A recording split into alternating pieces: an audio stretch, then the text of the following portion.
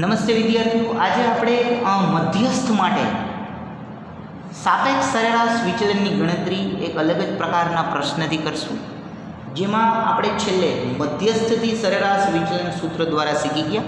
પણ આજના લેક્ચરમાં આપણે શીખીશું કે જો મધ્યસ્થથી સરેરાશ વિચલનની ગણતરી દરમિયાન મધ્યસ્થ વર્ગ અથવા તો જે વર્ગ આપેલા હોય એ સળંગ ન હોય, એટલે કે વર્ગ વચ્ચે ગેપ પડતો હોય. જેમ કે તમને દાખલા નંબર 12માં એવું આપેલું છે 100 વ્યક્તિઓનું વય વિતરણ.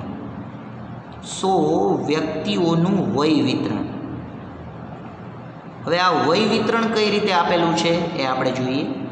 તો એની ઉંમર આપેલી છે, વય એટલે કે ઉંમર વર્ષમાં, અને ત્યારબાદ આપેલી છે વ્યક્તિઓની સંખ્યા, જેને આપણે આવૃત્તિ વડે દર્શાવીએ છીએ. તમને જે આપેલું છે એ કંઈક આ રીતે છે, બરાબર ધ્યાનથી સમજજો. તમને જે આપેલું છે ને એ કંઈક આ રીતે છે: 16 થી 20, ત્યારબાદ 21 થી 25, 26 થી 30, 31 થી 35, 36 થી 40, 41 થી 45, 46 થી 50 અને 51 થી 55 સુધીનું વય વિતરણ આવેલું છે. એટલે આ રીતે તમને દર્શાવું: 46 થી 50 અને 51 થી 55, આ રીતે તો આપેલું છે. હવે આની અંદર સંખ્યાઓ આપેલી છે: 5 વ્યક્તિઓ, 6 વ્યક્તિઓ, 12 વ્યક્તિઓ, 14 વ્યક્તિઓ, 26 વ્યક્તિઓ. ત્યારબાદ આપેલા છે ફરી પાછા 12 વ્યક્તિઓ, 16 વ્યક્તિઓ અને 9 વ્યક્તિઓ. હવે આ દાખલામાં 16 થી 20, ત્યારબાદ 20 થી વર્ગ શરૂ થવો જોઈએ, જે થતો નથી. એટલે અહીંયા ખાસ યાદ રાખશું, પ્રત્યેક વર્ગની અધઃ સીમામાંથી આપણે 0.5 ઘટાડીશું. તમે આવા દાખલા પણ ગણેલા હશે. તો અધઃ સીમામાંથી 0.5 ઘટાડીએ.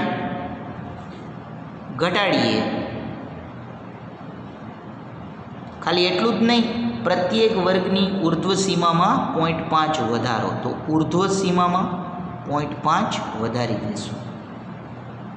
તો આવું આપણે કરવું પડશે, 0.5 ઉમેરો.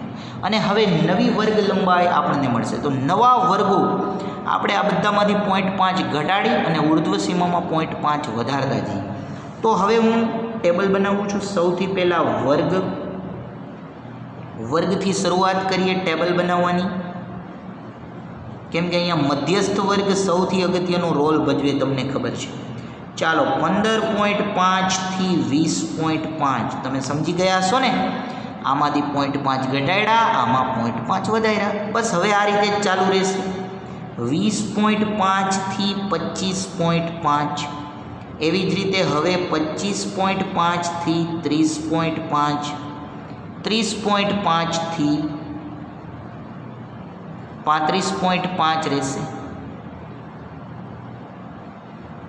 ત્યારબાદ 35.5 થી 40.5, 40.5 થી 45.5, 45.5 થી 50.5 અને છેલ્લે 50.5 થી 55.5.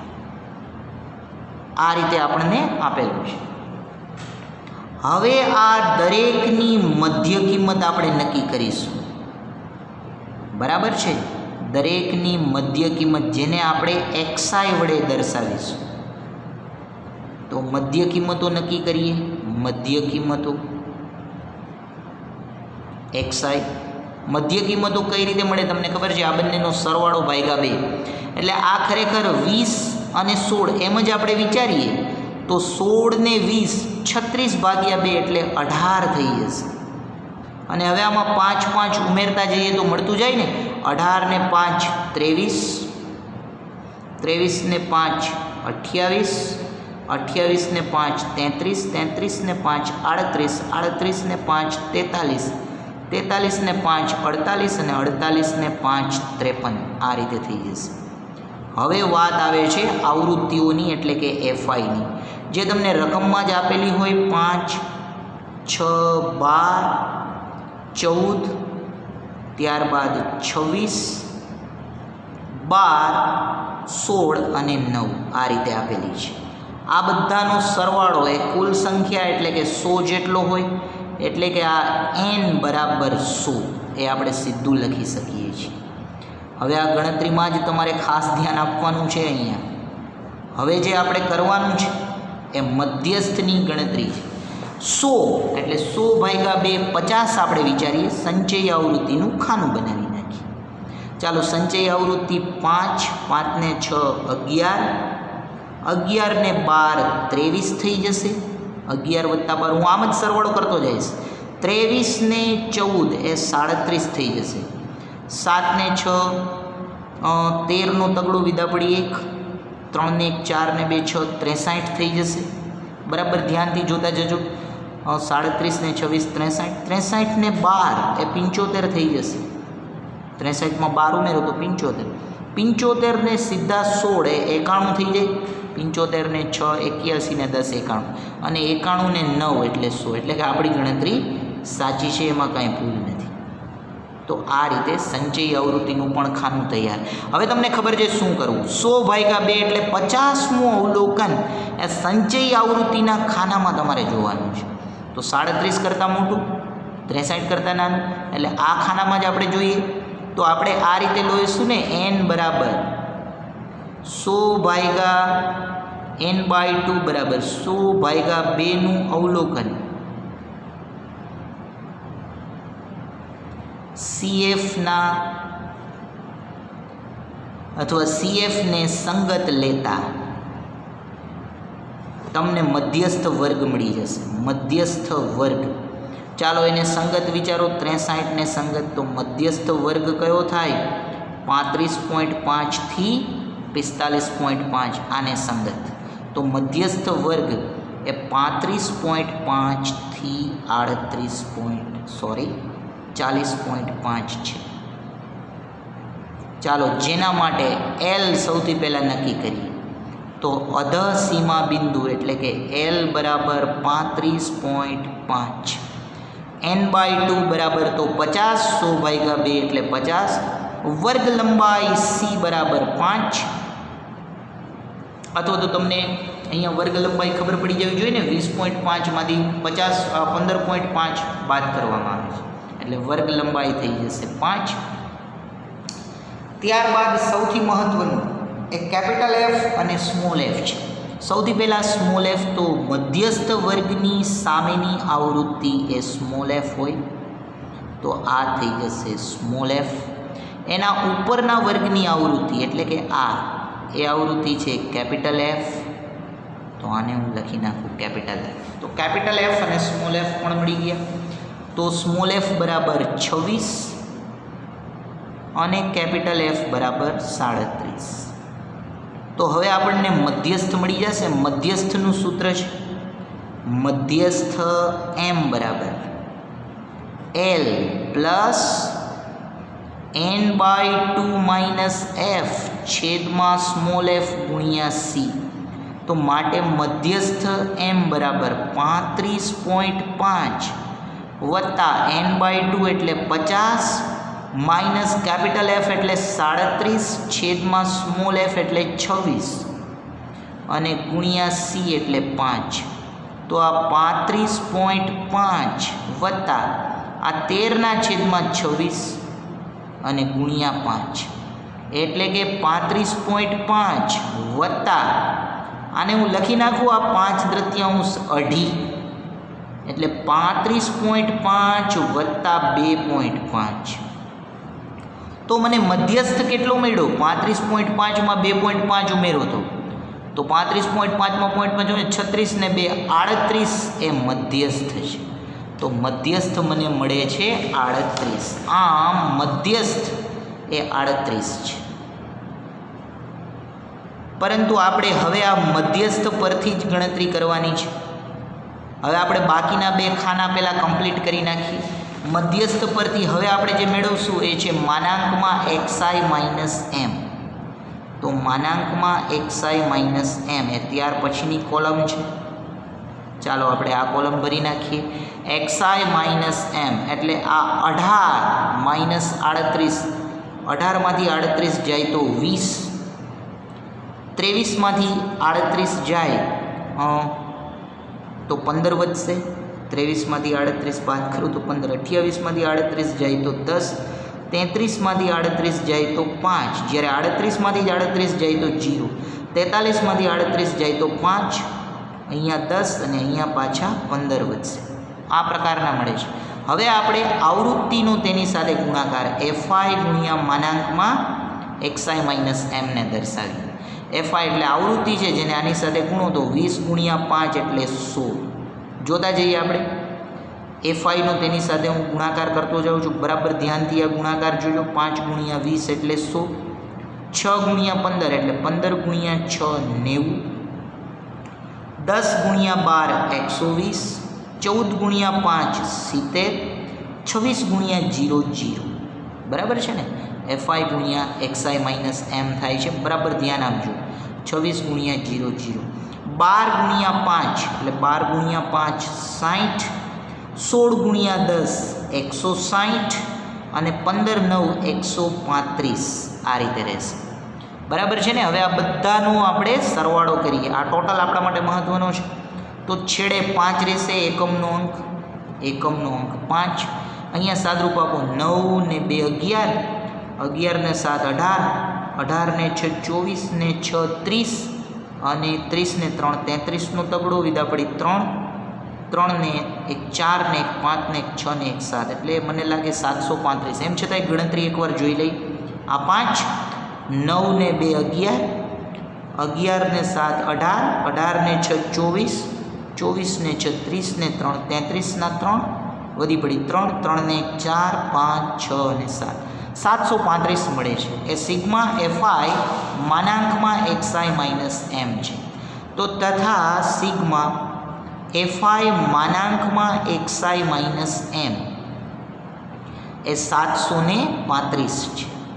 હવે આપણે મધ્યસ્થથી સરેરાશ વિચલન જોઈએ. તો માટે મધ્યસ્થથી સરેરાશ વિચલન તો તમને ખબર છે એને MD કૌંસમાં M એવું લખવું જોઈએ. તો MD કૌંસમાં M બરાબર સૂત્ર આપણું છે સિગ્મા FI માનાંકમાં XI માઇનસ M અને છેદમાં N. અને જ્યાં n બરાબર 100, કુલ વ્યક્તિઓ 100 હતા ને આપણી પાસે, કુલ વ્યક્તિઓની સંખ્યા એ 100 છે. તો બસ આ કિંમતો આમાં મૂકી દઈએ તો 735 અને છેદમાં 100 એટલે કે તમે શું સાચો જવાબ લખી શકશો? 7.35. એમ મધ્યસ્થથી સરેરાશ વિચલન છે. હવે આપણે આ વિચલનની મર્યાદાઓ સમજીએ. આ સરેરાશ વિચલનની કંઈક મર્યાદાઓ છે. આ સાથે સ્વાધ્યાય તો અહીંયા પૂરું થાય છે, પરંતુ સરેરાશ વિચલનની મર્યાદાઓ આપણે જરાક સમજી લઈએ. આ મર્યાદાઓ શું છે જેને લીધે આ વિચલન એને આપણે પ્રમાણિત નહીં ગણીએ? તો જો શ્રેણીમાં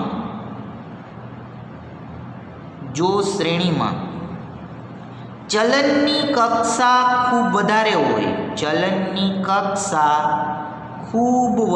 હોય, યાદ રાખજો, ખૂબ વધારે હોય, ત્યારે તમને ખબર જ છે મધ્યસ્થ એ મધ્યવર્તી સ્થિતિનું ઉપયોગી માપ નથી. તો આ એક મોટી તકલીફ છે. ખૂબ ચલન વધારે હોય એટલે બે અવલોકનોમાં ચલન વધારે થતું હોય તો એનો અર્થ એવો થયો કે માટે આ સરેરાશ વિચલન, ટૂંકમાં જે આપણે સરેરાશ વિચલન મેળવીએ છીએ એ સરેરાશ વિચલન પર સંપૂર્ણ વિશ્વાસ કરી શકાય નહીં.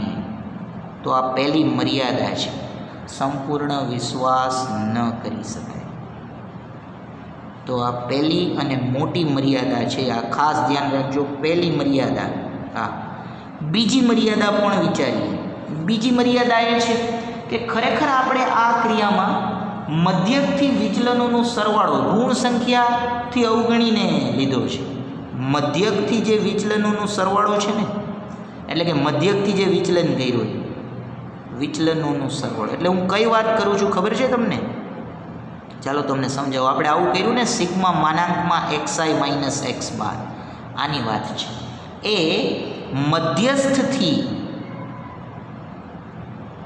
મધ્યસ્થથી પણ આપણે વિચલન જોયું. તો મધ્યસ્થી વિચલનના સરવાળા આને આપણે શું લખતા હતા? સિગ્મા માનાંકમાં xi માઇનસ m થી વધારે હોય છે. શા માટે? તો એ તમે ચેક કરશો એટલે ખબર પડી જશે.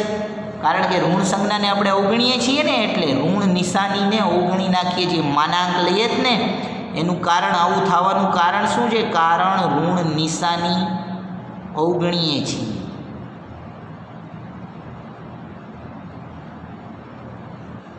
આપણે તમને યાદ હોય તો માનાંકમાં xi માઇનસ x બાર કરીએ એટલે ઋણ નિશાની અવગણીએ, અને માટે સરેરાશ વિચલન સંતોષકારક પરિણામ નથી. અને આ કારણથી પણ આ પરિણામ સંતોષકારક નથી.